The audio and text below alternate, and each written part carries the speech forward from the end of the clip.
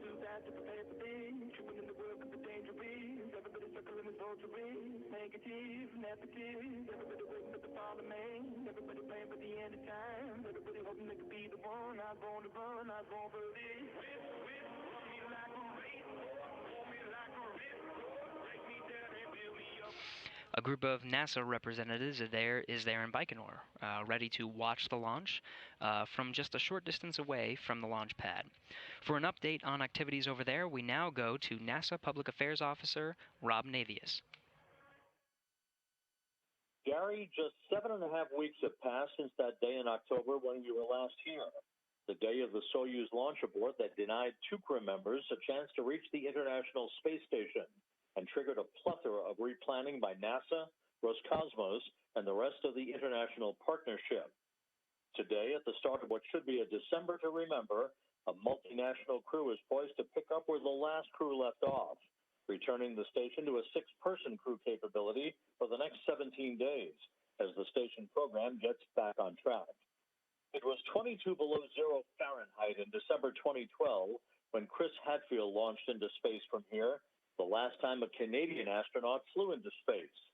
Not as bad today for David St. Jacques, but the temperatures will not hit the freezing mark here in the late afternoon, and it is a frosty day for the start of this 6.5-month mission.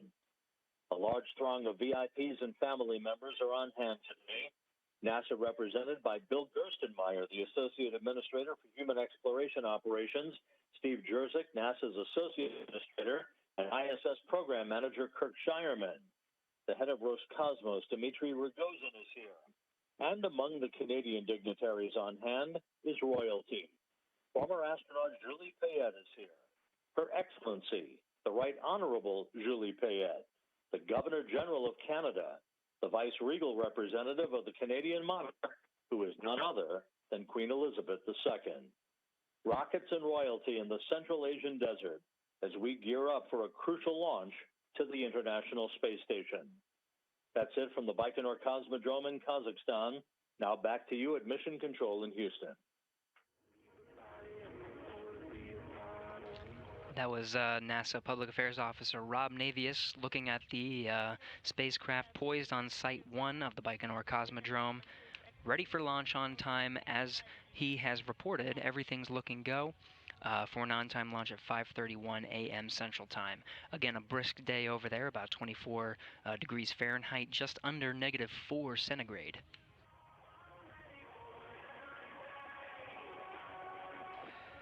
We're getting in-cabin views. You're getting a live view of the astronauts inside the Soyuz spacecraft that's now currently on the launch pad at Site 1.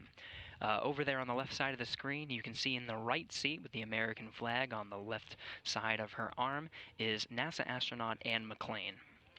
Above her is the zero-G indicator, as explained before. The dragon it's a baby dragon chosen by her son, being hugged by a Christmas elf, one of the 2 zero-G indicators aboard. You can see Oleg Kononenko, the Soyuz commander, flicking some switches as he undergoes the final steps before launch, just about 8 minutes 22 seconds before liftoff today.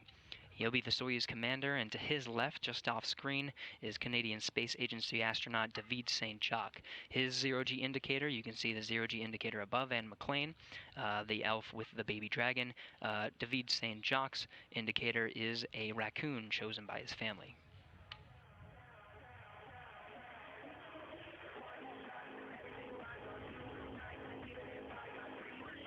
Getting good calls from Mission Control over in Moscow. Everything's still looking good for an on-time liftoff today.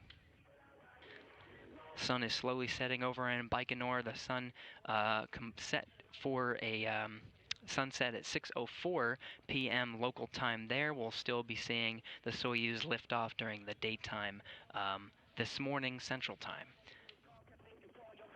Now under 7 minutes 30 seconds from launch.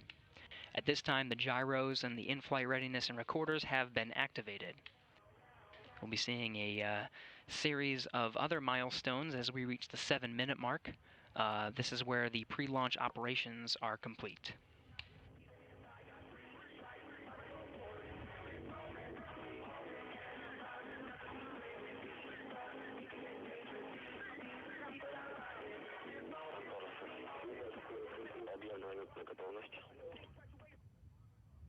Enter as the readiness is 1 minute.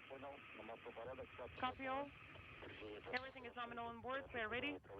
Everything goes per schedule, and we will be expecting your reports. And please activate video camera that is located near the commander.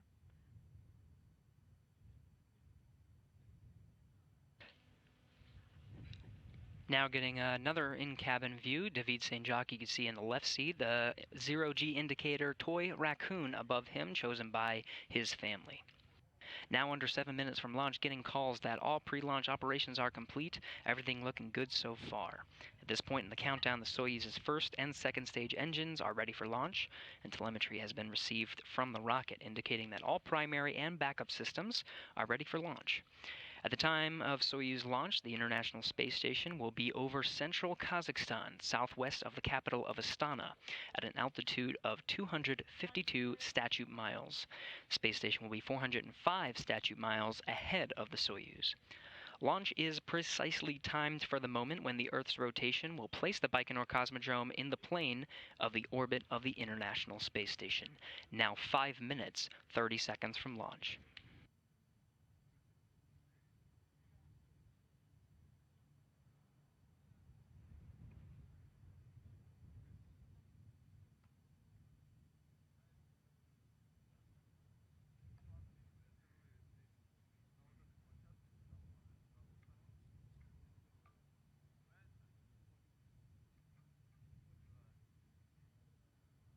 Again, a series of milestones following the pre-launch operations. The next will be when the launch key to be inserted. This is an actual key. Combustion chamber nitrogen purge.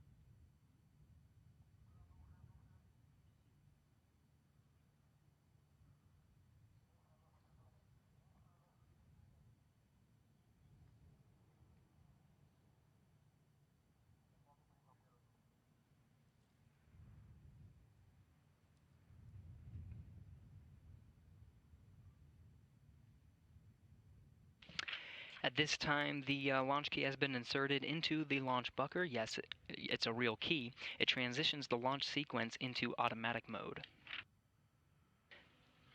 Now just 4 minutes, 12 seconds from launch.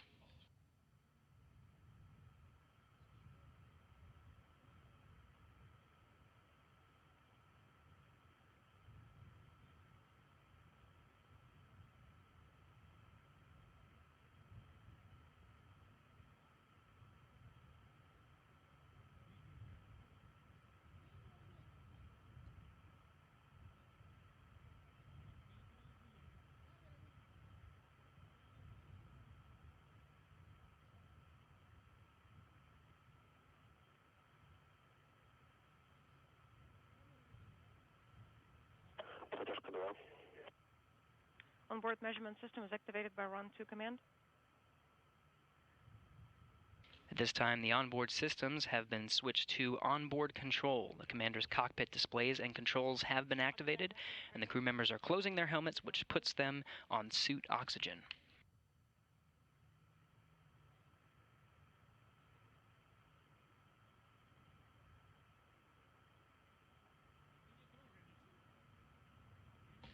Now just 3 minutes from launch.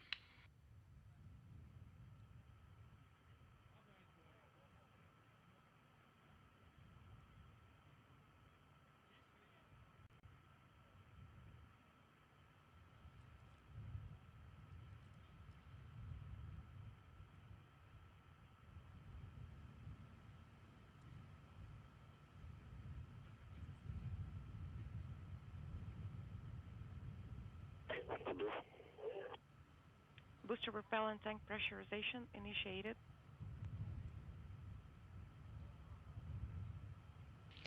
At this time, the fuel lines and other elements of the rocket engines are purged with nitrogen to fireproof them by removing the vapors of fuel and oxidizer. The booster tank is now being pressurized for flight. This optimizes the flow of fuel and helps to add structural support to the rocket.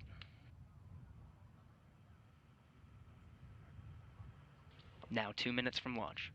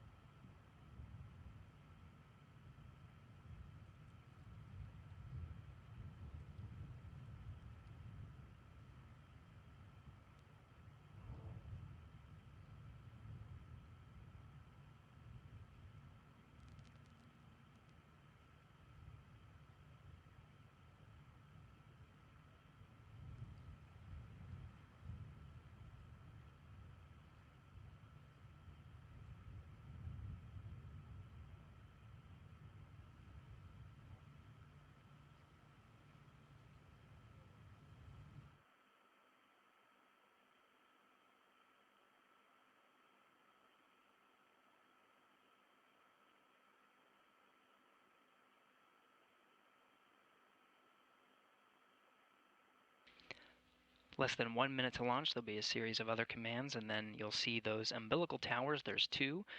Start retracting from the Soyuz vehicle prior to launch.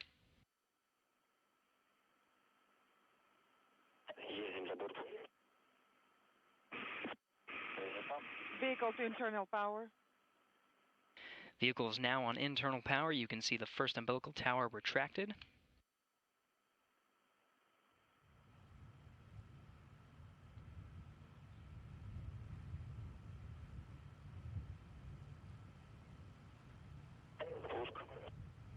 Auto sequence initiated. Auto sequence is initiated. That second tower now retracting 10 seconds from launch. Second umbilical tower separates. Engines have started and are now at the preliminary thrust level, throttling up. Engines at maximum thrust, liftoff. And liftoff. We have liftoff of Anne McClain to Vit St. Jacques and Oleg Kononenko blasting through the Kazakh sky to the International Space Station. Copy.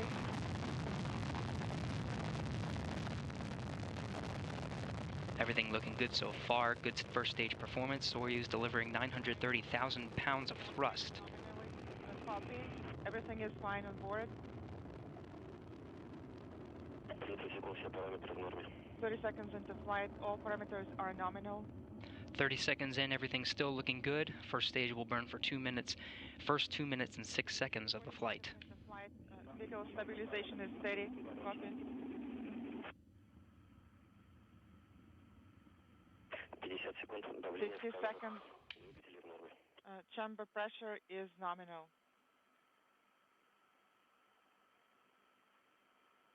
60 seconds. Everything looking good. Vehicle is stable. Good first stage performance. The vehicle now traveling over 1,100 miles per hour. 30 seconds into flight. Everything is nominal.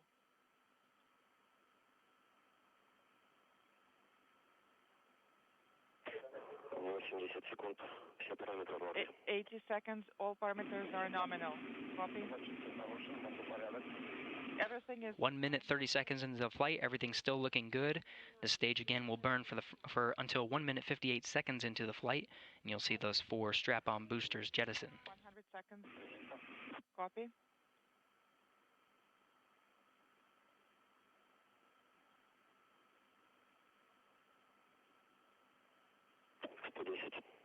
$110. 110 seconds. Escape tower has been jettisoned, and those 4 strap-on boosters also jettisoned. They've completed their job and will drop away at an altitude of 28 miles. Confirm.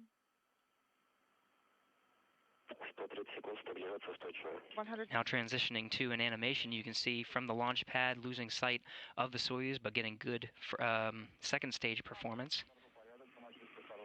We're sailing fine, and everything is excellent on board.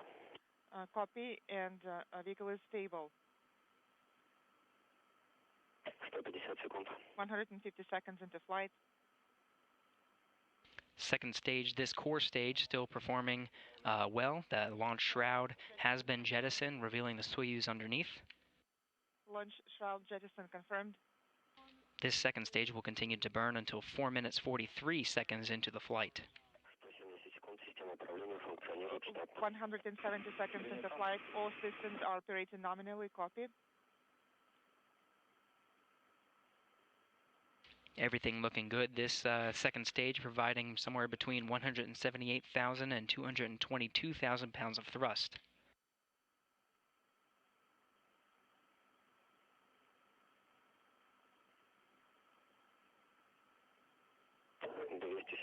$200 seconds into flight. Second stage. Thrusters are operating nominally. Copy.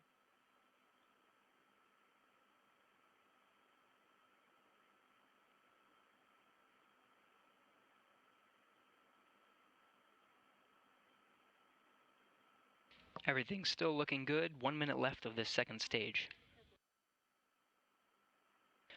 Right in the middle of the animation, you'll see a lattice structure. That will be where the third stage will start to burn, begin a hot staging technique, start burning before the end of the second stage, and actually push that second stage away.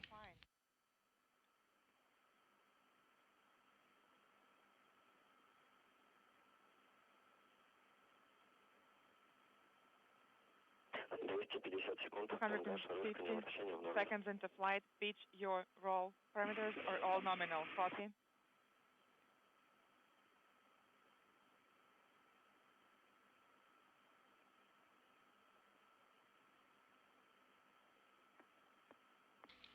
Everything's still looking good. About 10 more seconds of this second stage burning.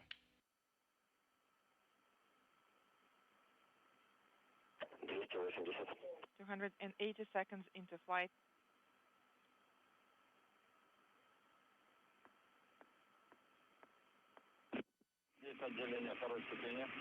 Second stage separation confirmed. Copy. And we have confirmation of a good second stage separation. The third stage is lit.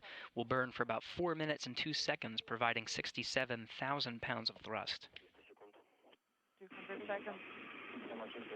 300 seconds. Copy, and we're doing well. 310 seconds into flight. Vehicle is steady.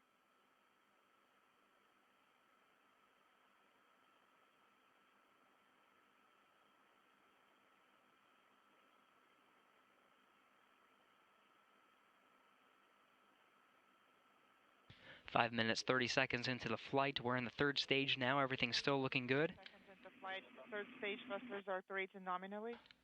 The third stage will continue to burn until about 8 minutes, 45 seconds into the flight.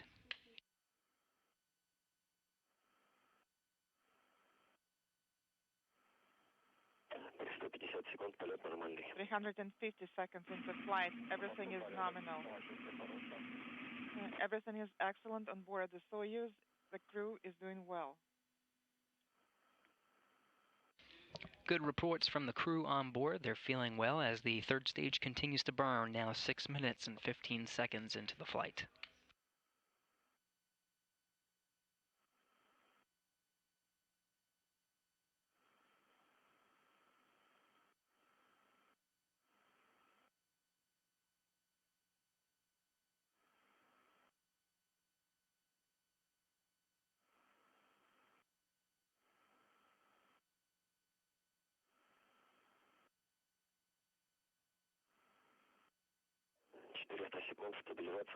400 seconds into flight. Because stabilization is steady. Copy.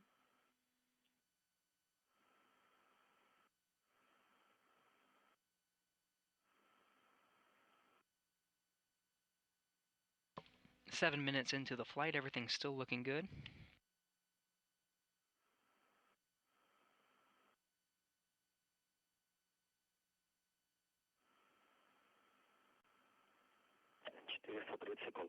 430 seconds into flight. All thrusters are operating nominally. Copy. And we're feeling well. Still getting good reports from the crew, feeling well as we're 7 minutes 30 seconds into the flight. The velocity now almost 13,500 miles per hour. Once the third stage delivers the Soyuz to orbit and the module is separated, a series of pre-programmed commands will be executed to prepare the Soyuz for orbital operations. These stored commands, called time-tagged commands, allow many of the Soyuz systems to be automatically activated by onboard computers at precise times stored in those computers. 8 minutes into the flight, everything's still looking good. Again, this third stage burns until 8 minutes 45 seconds.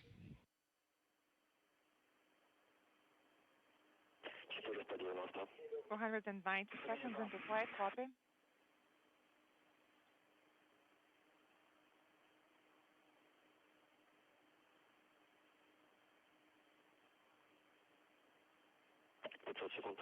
500 seconds into flight. 8 minutes 30 seconds into the flight, still looking good. 15 more seconds until third stage cutoff and separation.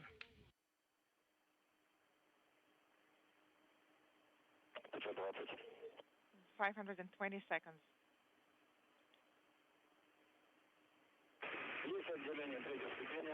Third stage separation is confirmed. And we have confirmation of third stage separation. Single liquid-fueled engine has shut down and dropped away at an altitude of 126 statute miles. Copy. Congratulations with the... Everything's still looking good. The third stage is performing an avoidance maneuver by opening a valve in its liquid oxygen tank. Thank you very much. much for your support. Antares, this is Moscow. And we have confirmation of the spacecraft separation, Soyuz capsule and crew safely in orbit. The spacecraft is automatically executing its pre-program commands to deploy the antennas and solar arrays. Stage separation, and you are go to close RPV-1 and RPV-2 airflow regulators. Copy, it's in work. RPV-1 and 2 valves have been closed, and no issues with the indicator panel. Copy, and please proceed to page 39. Yes, copy, we'll put it in work.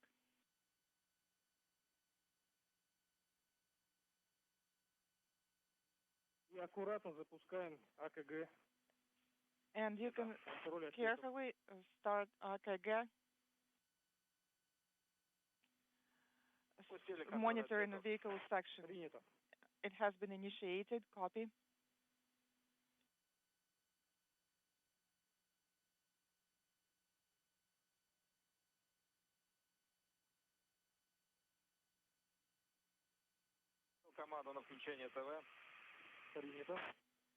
TV activation command send. Copy.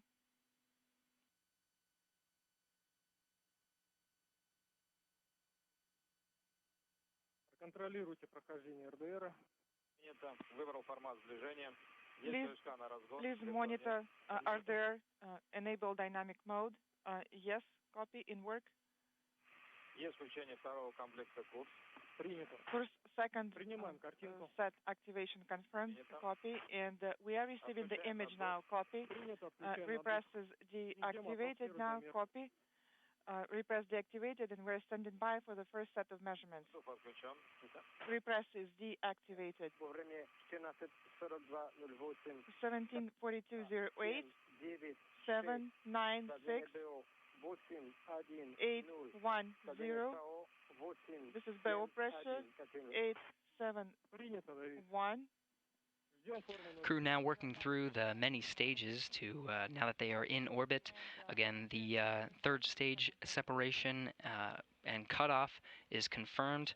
Also confirmed the deployment of the antennas and solar arrays. Crew working through the steps to, after getting into this first orbit, to ensure a safe flight to the International Space Station. It's a fast-track 4-orbit rendezvous. They'll arrive in just about 6 hours. Also got confirmation from Commander aboard the International Space Station, Alexander Gerst, who actually was able to see the launch and the third stage separation of the crew members as the International Space Station was flying right overhead above the Baikonur Cosmodrome. About that time, the International Space Station was 252 statute miles over northeast China, now separated by 1,586 miles between the International Space Station and the Soyuz. 18.026.264. Control of the spacecraft will continue to be monitored by Mission Control over in Moscow. Here's a live balcony view there. Control of the spacecraft will be overseen by that center just outside of Moscow. Check out indicators and now. Set 1, of course, is operating nominally, and EKV inhibit is confirmed. Copy. Antares, this compass will be over at 1452. 1452. Please note down the next compass start time. 1603 is the start time of the next compass. Yes, 1603, and it will be over at 1626. 1626, yes, that's correct. And you're going to activate and deactivate com assets manually. Copy. I confirm activation of set 1, and course string 1 is operating nominally. Copy. During the next compass, we're going to do manual control. Check out and test. Okay. Maneuver. Display is selected. Copy. And IKV inhibit time for the next orbit is as follows: 160600. 160600. Yes, correct. And this is page 45. Copy.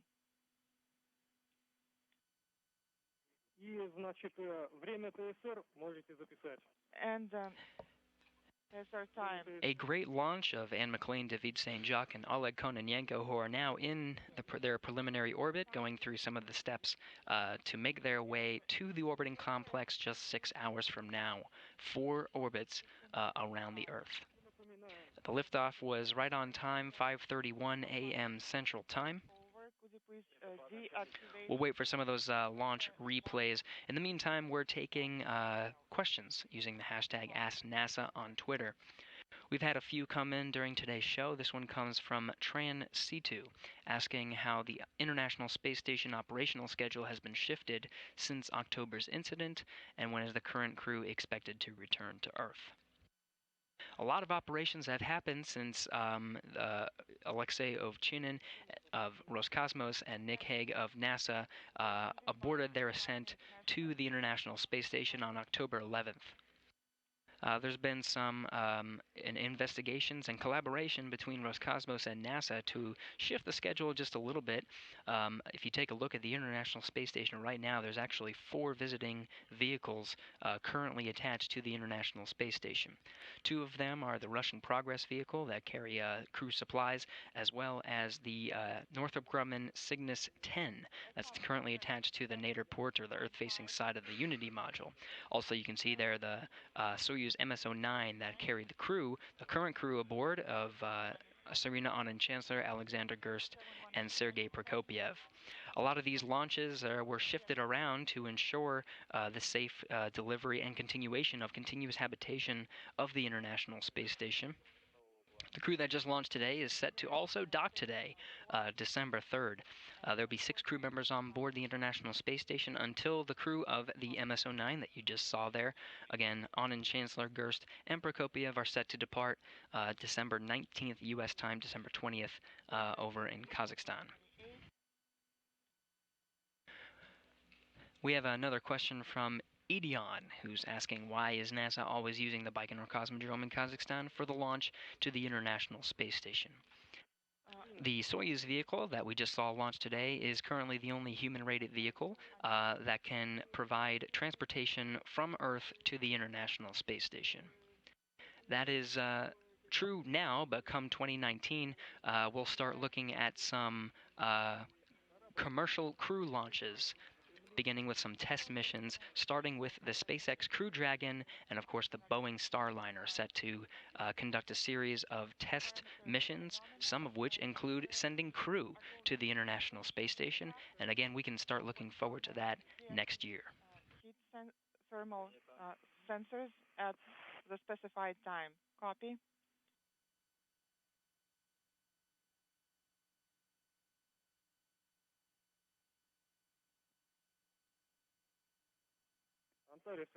Antares and orbital parameters are as follows: 88.7, inclinations is 51.6, altitude. Getting some great questions from hashtag AskNASA as we wait for some of those replays to come in. You can see the launch of the MS-11 crew launch once again. But in the meantime, keep sending in those good questions using the hashtag AskNASA. This one comes from Terry. How long does it take from launch time to boarding the International Space Station? You can check that out today. Again, launch was at 5:31 a.m. Central Time. Our coverage for the docking of that vehicle to the International Space Station will begin at 10:30 a.m. Central Time, looking for a 6-hour rendezvous to the station at 11:36 a.m. Central Time. Soyuz MS-11 will be docking to the Poisk module, which is on the space-facing side. Shortly after, we'll take a quick break and then come back on at 12:30 p.m. Central Time to begin our hatch opening and welcome ceremony coverage. That hatch opening time is scheduled for just about 1:35 p.m. Central Time. Nominally, everything has deployed. So when it's all said and done, you're looking at Proceed for our schedule.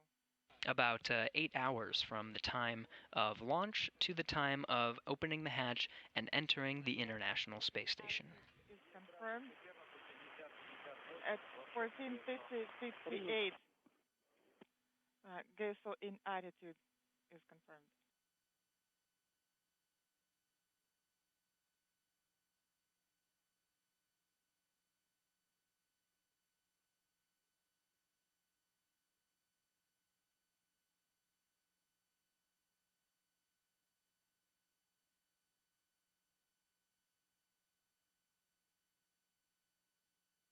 And one more question from Sakura, who's asking how much time it takes to complete all the necessary training required for life aboard the International Space Station. We'll take Anne McClain, for example, who was selected as an astronaut back in 2013. She was an astronaut candidate for the first few years of training, going through some of those preliminary training steps like learning the International Space Station systems, some spacewalking techniques, wilderness and survival training, and T-38 training. That takes about 2 years. She completed that training in July of 2015. She is the first astronaut of the 2013 class to head towards the International Space Station. And this comes just more than 3 years after completing her astronaut candidate training.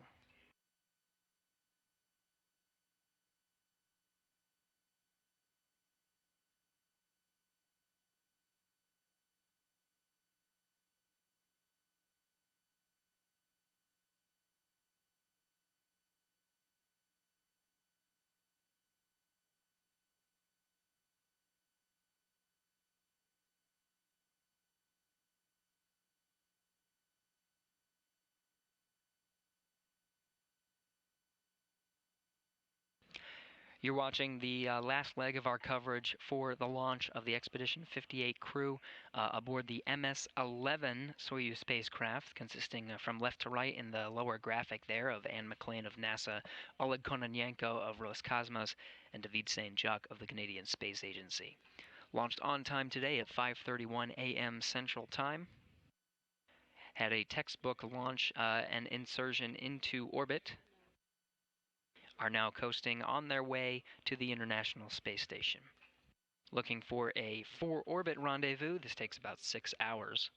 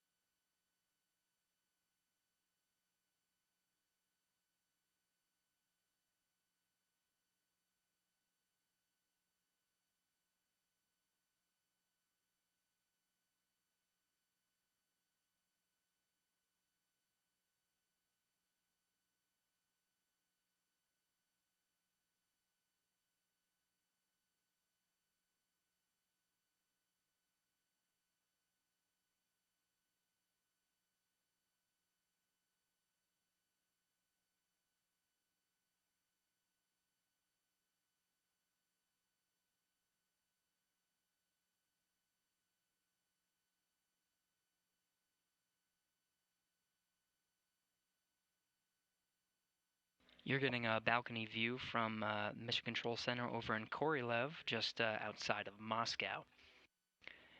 We're at the last leg of our launch coverage for today, an on-time launch at 5:31 a.m. Central Time of Anne McClain, David St. Jacques, and Oleg Kononenko, currently in orbit and on their way to the International Space Station. Waiting for some launch replay so you can see the launch once again, but in the meantime, keep sending in questions using the hashtag AskNASA.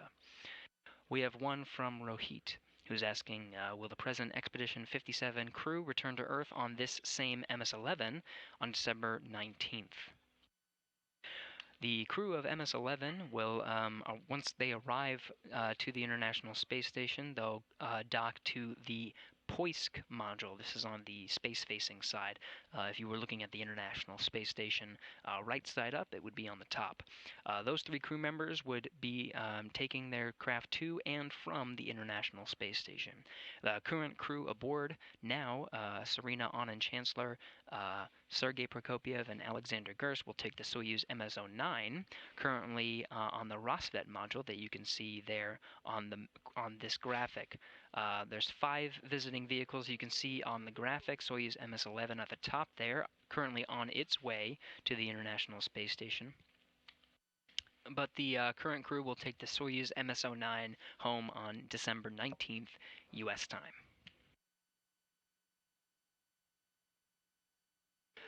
We have another question from Shashwat, who's asking, if anything goes wrong during docking, what can the crew of the International Space Station do? Right now, the Soyuz vehicle is communicating with some of the ground stations, the Russian ground stations, and will switch over to the TDRS tracking and data relay satellites as it orbits the Earth. Currently, the Soyuz and the International Space Station over the Pacific Ocean. Once the Soyuz gets a little bit closer to the International Space Station, very close to the docking time, it actually will be able to communicate with the International Space Station. If anything were to go wrong, the crew of the International Space Station on the Russian side of the space station can actually remotely take control of the Soyuz vehicle.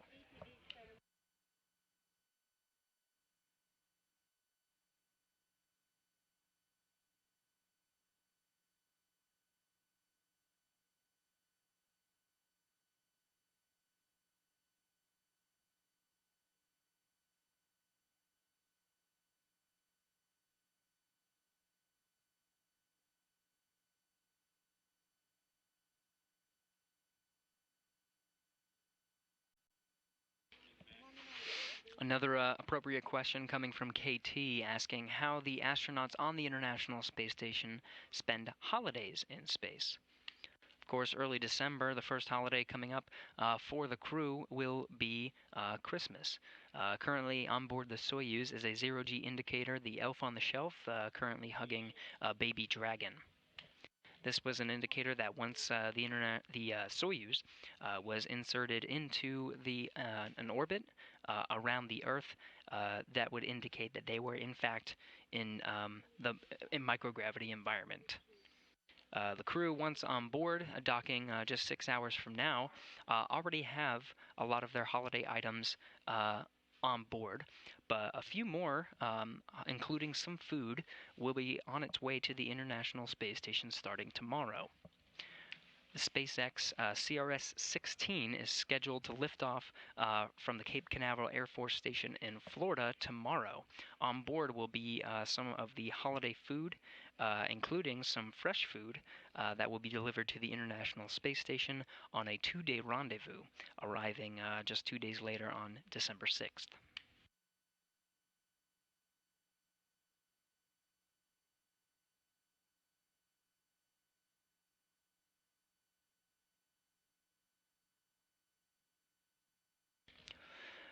Again, we had a great liftoff today of Anne McClain, David St. Jacques, and Oleg Kononenko, currently in orbit over the Pacific Ocean, chasing down the International Space Station on a 4-orbit rendezvous. We have some replays for you so you can witness that launch, that textbook launch again that we just saw 30 minutes ago.